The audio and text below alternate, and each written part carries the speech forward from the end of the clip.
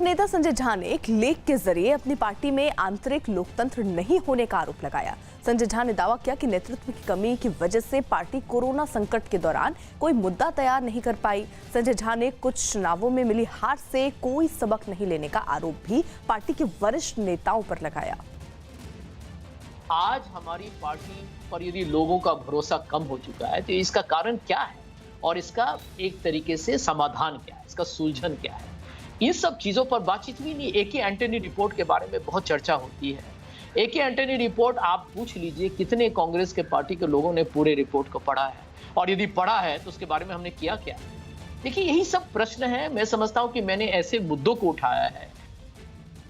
वही कांग्रेस के नेता संजय निरुपम अपनी पार्टी के प्रवक्ता संजय झा के बयान से सहमत दिखे और उन्होंने संजय झा के सवालों को पार्टी की आलोचना मानने से इनकार किया। संजय निरुपम ने कांग्रेस के वरिष्ठ नेताओं से संजय झा के उठाए सवालों पर ध्यान देने की अपील की। तो कहीं ना कहीं चीजें हाथ से बाहर जा रही हैं, जिसकी वजह से हम लगातार कमजोर हो रहे हैं, हम बिखर रहे हैं।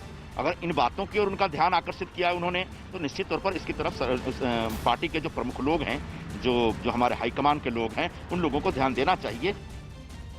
कांग्रेस के भीतर की इस हलचल ने बीजेपी को मजा लेने का मौका दे दिया। बीजेपी नेता शाहनवाज हुसैन ने कांग्रेस में हाईकमान कल्चर होने का आरोप लगाया और पार्टी को इससे सबक लेने की नसीहत दी। संजय झा का ये कहना कि इंटरनल डेमोक्रेसी नहीं है, दिल्ली से ही सब कुछ होता है, हाईकमान कल्चर है, एकदम सही है। जो बातें देश में मीडिया के जरिए और विपक्षी दल के जरिए कही जाती थी, उस घुटन को कांग्रेस के अंदर उनके तर्जमान, उनके प्रवक्ता, उनके स्पोक्सपर्सन भी महसूस कर रहे हैं।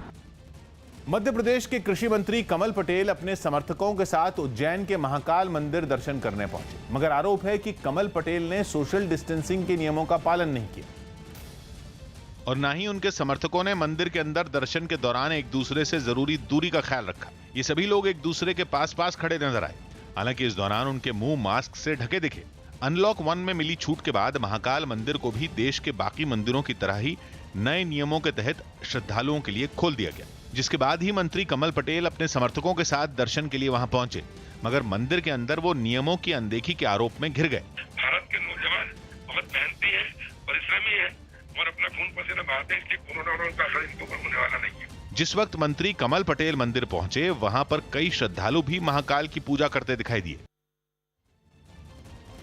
इंडोनेशिया की राजधानी जकार्ता में लॉकडाउन में मिली छूट के बाद लोगों की जिंदगी एक बार फिर पटरी पर लौटने लगी है। वहां पर कोरोना के खतरे को देखते हुए 10 अप्रैल को ही लॉकडाउन लागू कर दिया गया था। लेकिन 2 महीने बाद पाबंदियों में मिली छूट के बाद लोगों ने थोड़ी राहत की सांस ली।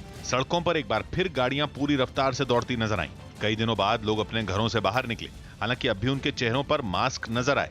लॉकडाउन खत्म होने के बाद दफ्तरों में भी पहले की ही तरह कामकाज शुरू हो गया, जिसके बाद कर्मचारी अपने काम पर लौटते दिखे। Tapi banyak harus dipertimbangkan. Jadi kalau untuk karyawan dan staf yang diharus वहां की मेट्रो ट्रेन को लोगों के लिए दोबारा खोल दिया गया और उनका तापमान मापकर ही स्टेशन के अंदर उन्हें जाने दिया गया। बाजारों में भी रौनक लौट आई और वहां की दुकानें पहले की तरह खुली दिखाई दी। ada rasa khawatir sih, belum bisa sepenuhnya bebas ya खतरे को देखते हुए वहां की सरकार ने लोगों का मुफ्त कोरोना टेस्ट करवाने का फैसला लिया। एक पुल के नीचे डॉक्टरों की कई टीमें कोरोना की जांच करने के लिए लोगों के सैंपल लेती नजर आईं।